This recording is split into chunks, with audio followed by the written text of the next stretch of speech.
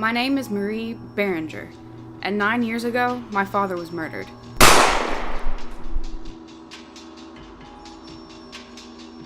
The police couldn't figure out what happened.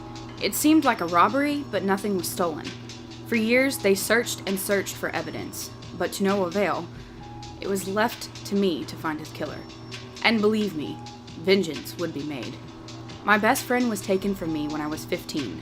With my mother out of the picture, I was put into the system until I turned 18, where I made it my mission to find his killer. You can imagine what life was like in and out of homes. It only fueled my anger and rage even more. Nothing made me feel better. No one could make me laugh anymore. I was an empty, aching child without a father to love her. I was so obsessed with my father's murder that I couldn't look up for long enough to enjoy anything. All I could think about was finding out what happened. Why?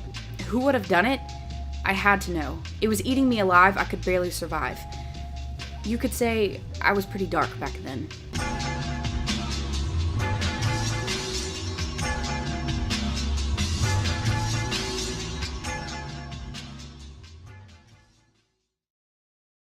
On the day that it all started, I had been up all night searching for information online. I found a picture that day of a woman who was connected to my father's investigation. I didn't know who she was, but I had a picture, and I intended to find out who she was and go talk to her myself. When I got to work, I was so bored I just tried to keep myself busy with something, but I was distracted that day. I fell asleep again at my desk. Yeah, that's my friend Gabe. He is definitely an interesting character. Of course, being that at this time I was completely obsessed with my father's death, it is a wonder he and I were friends.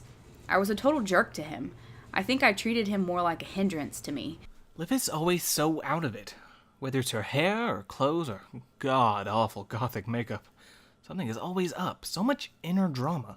Well, that day when we first met the mystery man, well, he isn't important. Okay, I saw him first, and she couldn't have cared less if he was looking at her. And of course he was. The first time I saw him, I was so distracted that I didn't even look up. Gabe, of course, noticed him, though.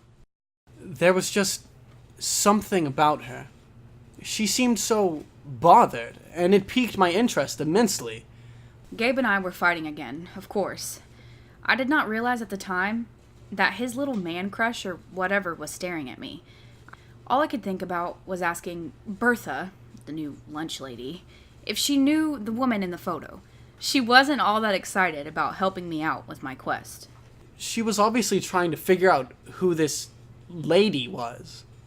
Wait, is that... I wanted to update Victoria on what I had found the night before, so I went outside to call her. I got her voicemail, as usual. I decided to go outside and tell her I knew who she was looking for. Call me a creep, but I really, really wanted to talk to her. She seemed very thankful that I knew who Miss B was. She agreed to let me take her to meet her. I guess I wasn't too terrible at picking up girls after all. His name was Adam. I love that name. And then I had an excuse to sit with her during lunch hour. Yes. And I was thinking, oh my god, of course she came back with him. I was pissed. He was obviously practically in love with her already. Freaking, ugh. He picked me up to go meet this lady. Miss B, he called her. I was so thrilled to finally be able to talk to her. Before we left, though, he warned me that she wasn't quite right in the head. According to Adam, she had suffered from some pretty severe trauma before she retired from her job as a detective. She would never be the same. When we arrived, she was somewhere in the house screaming really loud and trying to tell us to come out back. I think she was pretty confused. When she saw that Adam had brought me along, she could tell there was something going on between us, even before there actually was. She asked point blank if I was his girlfriend, and he just nods his head and says yes. I didn't know what to do, so I just played along. We immediately hit it off and started teasing him. That's when he went inside for cookies. So I had a second to talk to her about my dad's case.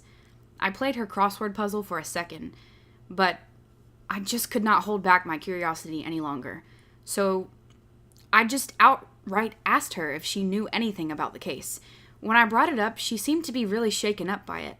Immediately, she got defensive and scared, like she knew something was up. She got so frazzled all of a sudden and started writing something down. It was just one word. Willows. She said that it was all she knew, then went back to La La Land. I tried asking her about it again, but Adam came back before I could. All I could think was, I'm so close. I have got to find out the truth. I will find out even if it kills me. I didn't understand what had happened while I was inside, but it didn't seem quite right. Something was off. Something was really, really bothering her. But what? I thought maybe I could find out. But damn, she was so cute. I had to ask her out. I could not believe he asked me out. I was so surprised, somehow I said yes. I don't know why I did, but something about him just made me agree to it. I don't know what it would have been like if I had said no. I'm so glad I met her. She was this amazing, happy girl with so much to offer, but something was holding her back. This is where everything got better, and slightly more complicated. Adam was... Well, my feelings ran away with themselves. Once we started spending time together, I couldn't be around him enough. I started loving everything about it, even the things that aggravated me. He was the first thing I thought of when I woke up. I actually enjoyed work because he was there, and I wanted to get ready in the morning because I knew I would see him. After being in black and white for so long, suddenly my entire world went into color.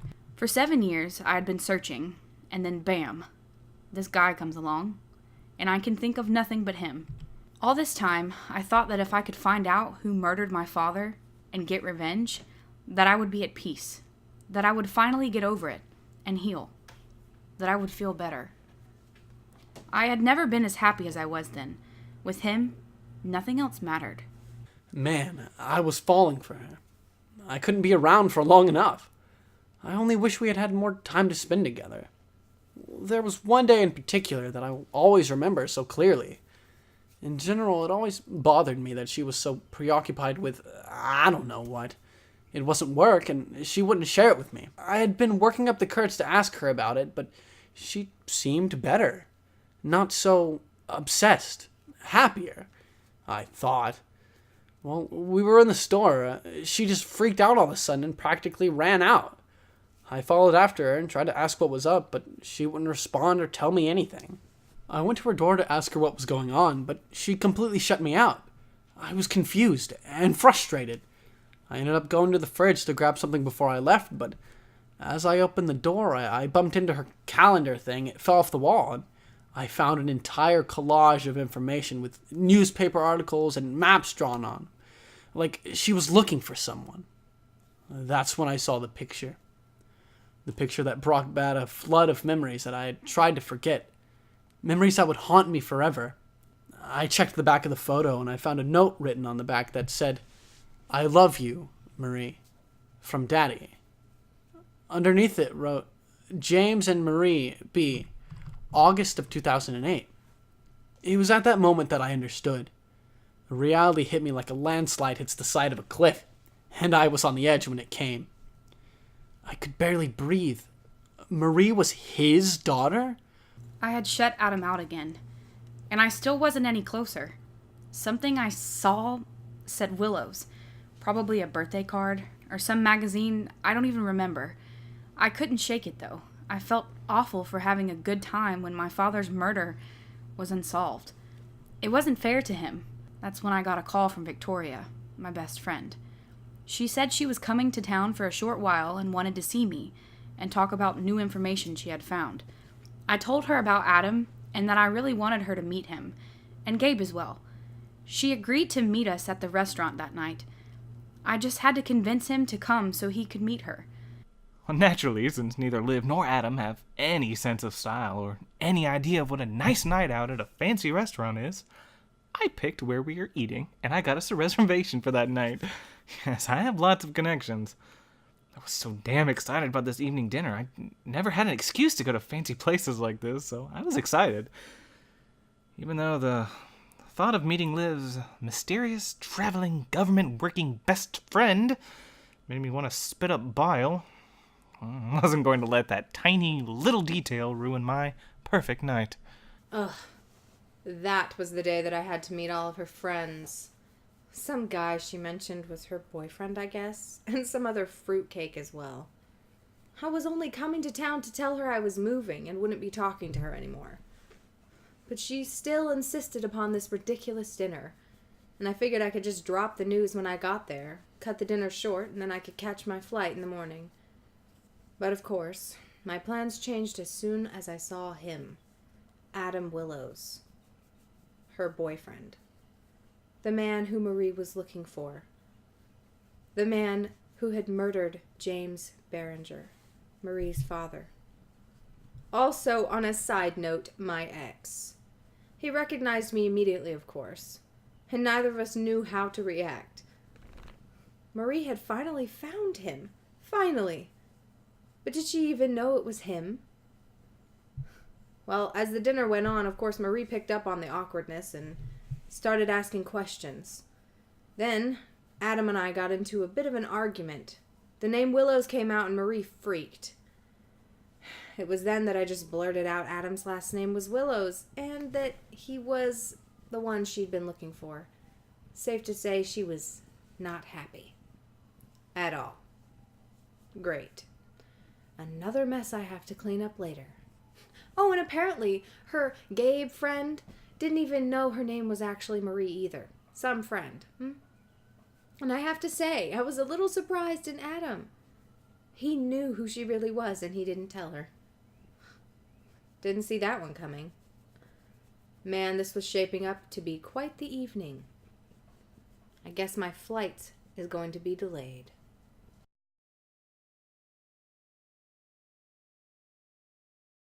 I couldn't believe what was happening. I was so upset. I was a mess. Gabe came to check on me, thankfully. I don't know what I would have done without him there to support me. Even though he knew I had lied to him, I explained everything to him from the very beginning. I think he was mostly just hurt that I didn't tell him who I really was, and that I had been using a fake name, and didn't trust him enough to tell him the truth. He was really nice about it, probably because he knew I was really hurting. Of course, awkward as usual, he tried to make me laugh, and it worked.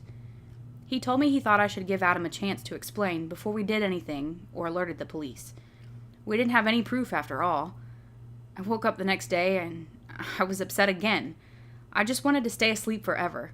I saw a text from Victoria asking me to meet her and talk. I told her we could meet at the chapel at the church. I needed to figure out what the hell was going on. Well, good. At least she was meeting me at the church. She couldn't have picked a better location. All I had left to do was take her phone and then text Adam to meet her at the chapel. Before I could finish everything, though, I had to try and pretend to smooth things over. I felt like a 5-year-old being scolded by my friend. This is so stupid. I just had to make it until Adam got there. But then, thankfully, I got a phone call. It was my business partner in Europe. We'd been working on a huge shipment that week. But luckily, that was the perfect opportunity for me to take her phone. And both Marie and Gabe were so astonished at my rude gesture in walking away from such a serious talk that they failed to see me take the phone. Idiots. My plan was working perfectly. I felt horrible. I shouldn't have gone to that dinner. I should have told her no and explained everything before Victoria could poison her against me. I tried reaching out to her multiple times that night to see if she would talk to me, but she wasn't responding. Finally, the next afternoon, I got a text from her that said to meet her at the chapel. I was so glad she was going to talk to me. I had such high hopes. Oh my god. I can't even with this bitch. Did she just take a call? When I walked into the church to meet her, Gabe looked livid. He told me he's going to call the cops, and he asked me, why in the hell am I here? I was completely confused. Marie texted me to come. That's when I saw the look on her face. She was so angry with me. More than angry with me. She hated me. That was exactly what I was afraid of. That she would hate me if she knew. If only I could explain. I didn't know how he knew where we were, or what he thought he stood to gain from talking to me, but I was so fueled by my anger and bitterness that I confronted him about everything. I asked him if it was true, and then he confirmed it, and I broke inside. I asked him why, and tried to listen. I was so hurt. He told me his ex, Victoria. Well, and I used to date. My sister was always skeptical and didn't really like her. I should have picked up on the signs, but I was so blind. She was always working on secretive things and going on trips for days at a time. My sister overheard a conversation between Victoria and some guy and listened because she thought Victoria might be cheating on me. Well, she came to find out that Victoria was a drug dealer. She always had plenty of money, but I never thought she could get wrapped up into all that. Well, Elena came to me really freaked out and seemed shaken up about it. I tried to calm her down and go speak to Victoria. She made up some story about working for the government and being undercover for it. She told me who the man was and showed me a picture of him. Marie, it was your father. She told me he was a bad cop and gave me his badge number. I didn't know your father, but I knew he wasn't any good. She gave me proof, or what I thought was proof. The next night, my sister was murdered. She was murdered because of Victoria. And your father, or at least I thought so.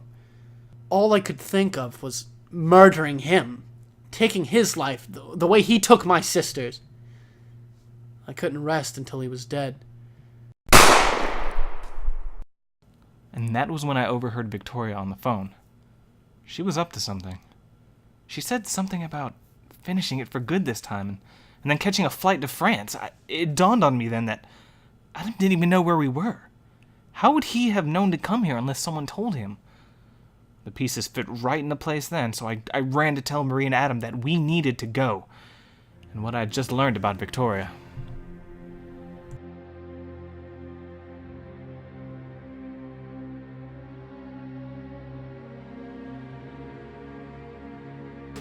Well. The little bitch has ears. I'm surprised you figured something out for once. Excuse me? Who's the bitch now? How could you do this, Victoria? You framed my father. He loved you. He loved you like his own daughter. Come on, Marie. You know why. Your father was always trying to meddle in my business and keep me from doing the things that I wanted to do. He was always so good. And just like you, he could never look the other way. Well, he paid for it. He found out about my real job. I don't work for the government. I never did. Your dad was gonna turn me in. So what was I supposed to do, huh? Go to prison for the rest of my life? Your sister found out about my job too. I had to have her eliminated. So yeah, I told Adam here that your father killed her. It was a win-win. You're gonna pay for this!